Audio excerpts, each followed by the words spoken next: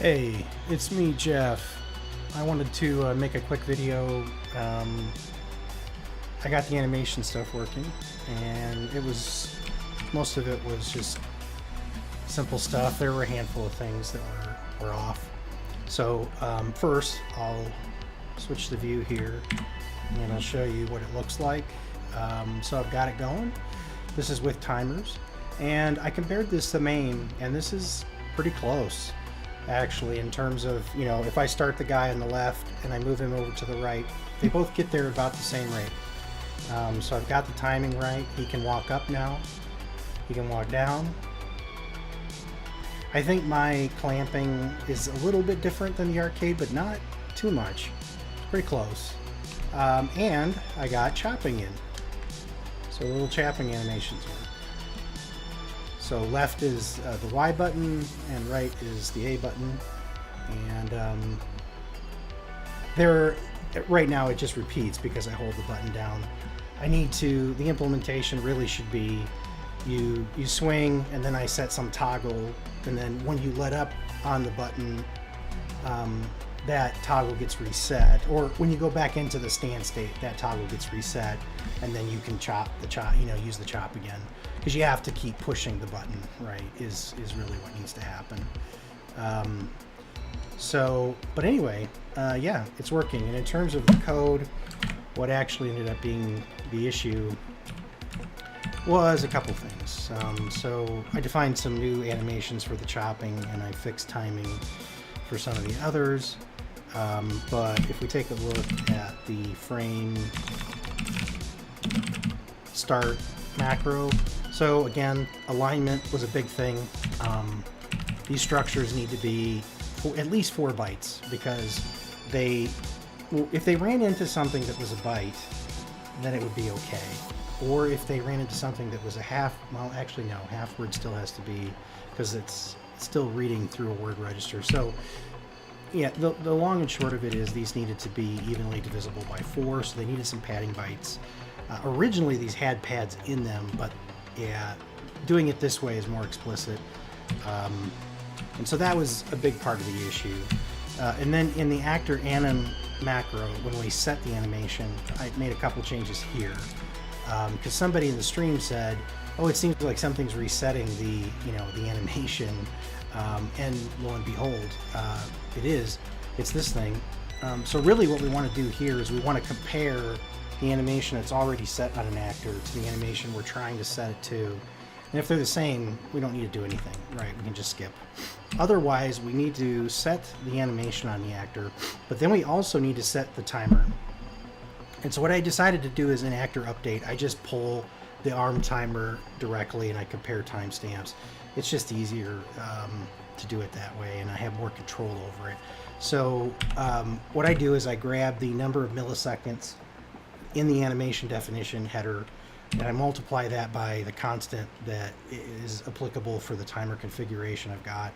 And then I grab the current timestamp from the hardware, and I add our offset to it. And then I store that in the actor timer field, and then I reset the actor frame index to 0. So whenever you actually change the animation, it resets everything and it sets the timer appropriately. And then in actor update, I grab the timer register address right up front, and then I changed the frame lookup code. The original version was kind of loopy. So what I do here instead is I get the number of frames for this animation. I move the pointer past the animation definition header, so we're on the first frame now. And I grab the actor's current frame index.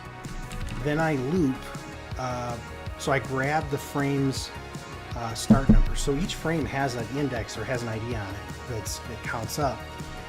And when I remembered I did that, I'm like, oh, well, this is easier than I'm making it. So I just compare the actor's frame number and the frame start number. They're both 0 based, so just compare them. When they're equal, that's the frame we're going to use. Otherwise, I have to do what I was doing before. I have to skip past the frame start header and all the frame tile structures, and so that's what this does. And then I subtract 1 from the total number of frames this animation has. So I only loop here for the number of frames that the animation potentially has, and if I exhaust those, I go to the next actor. So for whatever reason, the index is out of range, like it was on a previous animation and it got switched and it didn't get reset properly, we'll just fall through and go to the next actor. Now that actor won't be displayed properly, but it won't hang or crash or anything. The rest of this is pretty much the same until we get down here to the end after the sprite has been, all the sprites have been laid out for that actor. So then what I do is I load up the timer from the hardware, and I load up the actor's timer value, and I compare the two. And if we're still below our timeout, we just go to the next actor.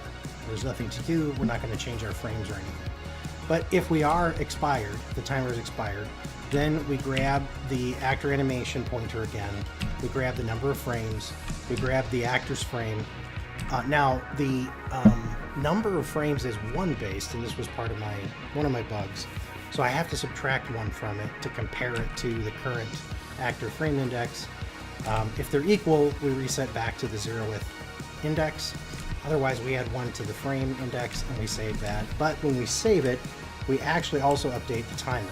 So we save the frame index back on the actor for the next time around. Then we load up the number of milliseconds again. This is our constant, and I'm probably going to turn this into a macro, really, because that'll make this a little easier to work with. But we load the number of milliseconds, we load our constant, we multiply those two together, and then we load the current timestamp, and we add our offset to that timestamp. We store that back into the actor timer field, and that's it. That was pretty much it, and that fixes everything. And then I fixed the clamping for the subtraction on the X and the Y. Now it actually clamps to the lower bound properly.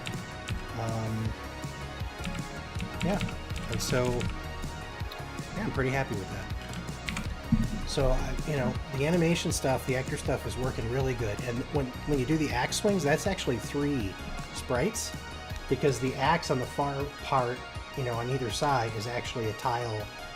So you have the guy, right, top and bottom, and then you have part of the axe that's hanging off the right or the left, depending on which way you swing.